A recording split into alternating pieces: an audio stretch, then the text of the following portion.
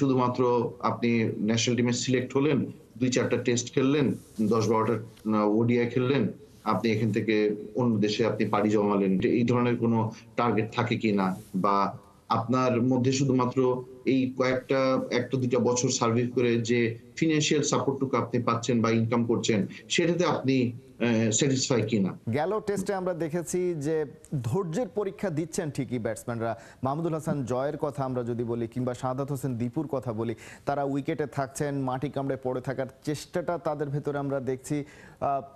উইকেটে তারা স্যাটেল হচ্ছেন, তারপরেই আউট হয়ে যাচ্ছেন। আমরা দেখছি ৩০ রান কিংবা 50-র কাছাকাছি গিয়ে তারা আউট হয়ে ফিরে যাচ্ছেন। সেই বিষয়টা, অর্থাৎ আপনি যেটা বলছিলেন যে ধৈর্যের পরীক্ষা দিচ্ছে, ১০০ বল খেলে ৫০ রান করছেন একজন ব্যাটসম্যান ঠিকই, কিন্তু সেই ৫০ রানের পরেই তাহলে তিনি কেন আউট হয়ে যাচ্ছেন? সেই জায়গাটায় রহস্যটা আসলে কি?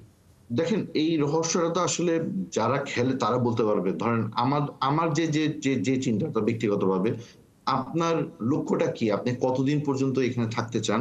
আপনি কি শর্ট পিরিয়ড এর জন্য এখানে থাকতে চান? নাকি শুধুমাত্র আপনি ন্যাশনাল টিমে সিলেক্ট হলেন, ২-৪ টা টেস্ট খেললেন, তারপরে হয়তো একটা ভালো আ ১০-১২ টা ওডিআই খেললেন। আপনি এখান থেকে অন্য দেশে আপনি পাড়ি জমালেন। সেটা যদি আপনার এই ধরনের কোনো টার্গেট থাকে কিনা? বা আপনার মধ্যে শুধুমাত্র এই কয়েকটা ১ টা ২ টা বছর সার্ভাইভ করে যে ফিন্যান্সিয়াল সাপোর্ট টুকু আপনি পাচ্ছেন বা ইনকাম করছেন, সেটাতে আপনি স্যাটিসফাই কিনা? এটা একেকজন একেক রকম। যেমন মুশফিকের উদাহরণ যদি আমরা দেই, তার কিন্তু ক্ষুধা কমেই না। সে কিন্তু প্র্যাকটিসের উপর প্র্যাকটিস করতে থাকে, রান করতে থাকে। তারপরেও তার ব্যাট প্যাচ যায়। সেই ব্যাট প্যাচটাকে সে ওভারকাম করে প্র্যাকটিসের মাধ্যমে।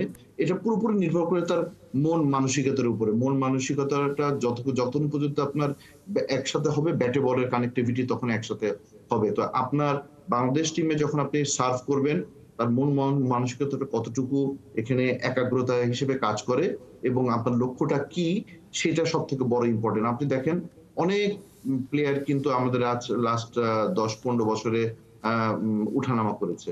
বাট থিতু কিন্তু হতে কেউ পারছে না। পুরনোরাই কিন্তু আল্টিমেটলি আমাদের এখানে মানে আপনার ১০-১২ বছর গেছে। আপনার সর্ব সর্ব সর্বশেষ যদি আমি উদাহরণ টানি, আপনি মিরাজকে দেখেন, টি-20 তে কিন্তু সে একসময় বাদ পড়েছিল। সেখান থেকে সে ওভারকাম করেছে। দেন টেস্ট ক্রিকেটে সে এখন সামনে থেকে নেতৃত্ব দিচ্ছে। ক্যাপ্টেন্সিও করে ফেলেছে। প্লাস ওডিআই ক্রিকেটেও তো সে দেখেন আপনি ব্যাটিং অর্ডারটাও তার সামনে চলে এসছে।